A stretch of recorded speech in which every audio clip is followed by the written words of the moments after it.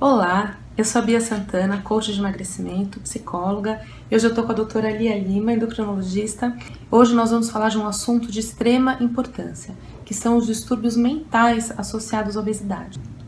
No tratamento de obesidade, é bastante comum a gente encontrar alguns distúrbios de comportamento em relação ao alimento.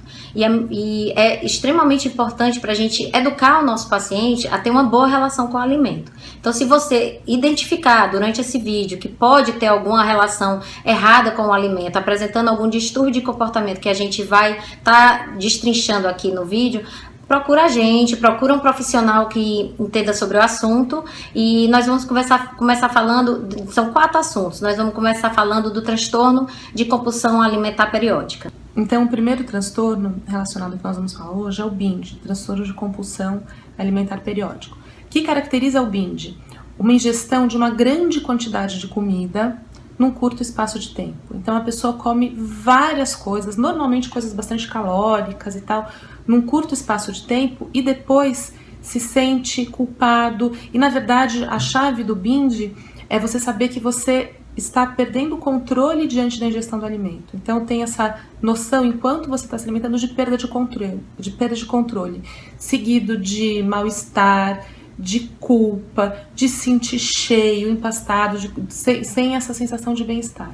Então, o diagnóstico de transtorno de compulsão alimentar ou binge tem que ter 3 coisas. A pessoa tem que comer rápido, a pessoa tem que comer em pouco tempo e a pessoa também tem que se sentir mal e por ter sentido até uma sensação de que não controlaria essa situação.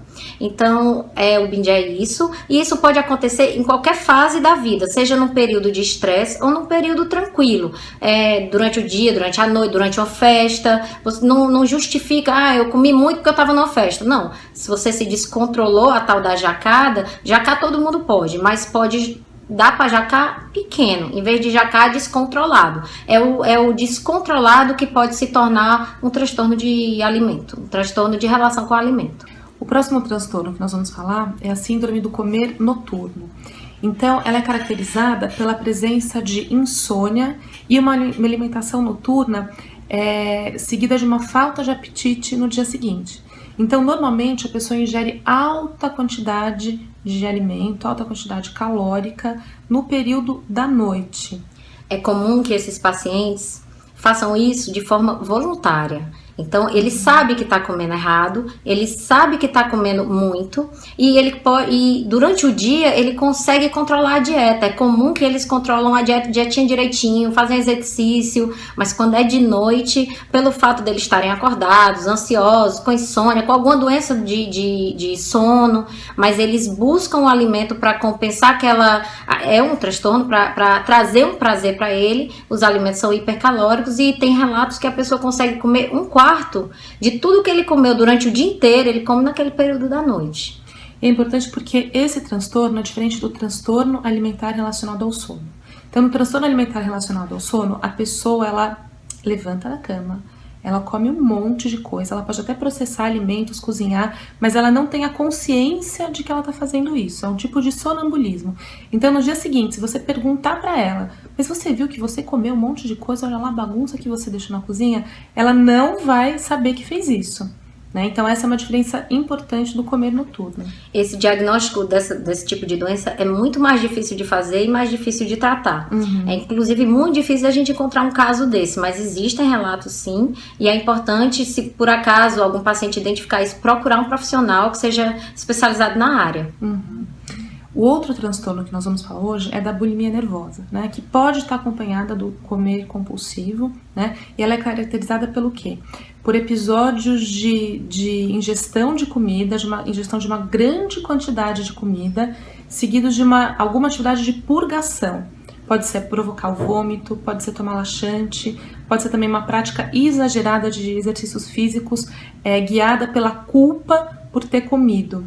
O que seria isso que ela está falando? são aquelas pessoas que buscam fazer exercícios físicos excessivos na intenção de queimar o alimento ingerido. O fato de fazer exercícios físicos diários, em quantidades de tempo de até 1 hora, como uma forma de obter saúde, isso é legal. Mas aqueles pacientes que fazem isso na busca de poder queimar comida para depois poder comer de novo, isso talvez não possa ser tão saudável assim. A não ser que seja um atleta que está malhando muito por causa que vive disso. Mas a pessoa que não vive disso e que está fazendo isso porque está se culpando porque fez aquela ingesta alimentar, isso não é legal. Por que a gente está tocando no assunto de transtornos alimentares em relação à obesidade?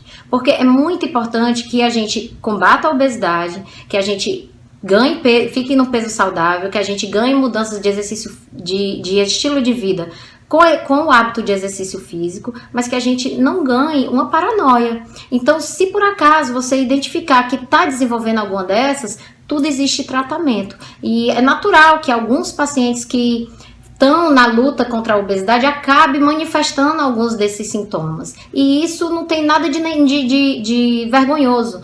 São coisas que são tratáveis, que precisam ser identificadas e precisam ser tratadas. Porque eu acho que o que a gente também está falando aqui, que é mais importante, que a questão da obesidade ela é muito mais séria, ela é multifatorial, ela tem raízes muito mais profundas e ela não pode ser simplificada numa equação de tem que comer menos e se exercitar mais, né? Tem toda uma questão mental importantíssima por trás do comer, por trás da alimentação, tem questões culturais, tem questões de autoestima, tem questões de controle e descontrole perante a comida, então tudo isso precisa ser abordado para que de fato a gente atinja um emagrecimento duradouro, definitivo, né? Para que a gente possa ter essa mudança integral, não parcial. Por isso que uma equipe multidisciplinar é super importante e olhar de todas as facetas possíveis e necessárias para dar realmente o que você precisa, que é um ganho de peso, que não é o emagrecimento, é um corpo magro, né? Emagrecer é fácil. Muita gente já emagreceu, só que engordou de novo. Então o que a gente precisa realmente aprender é emagrecer e ser magro.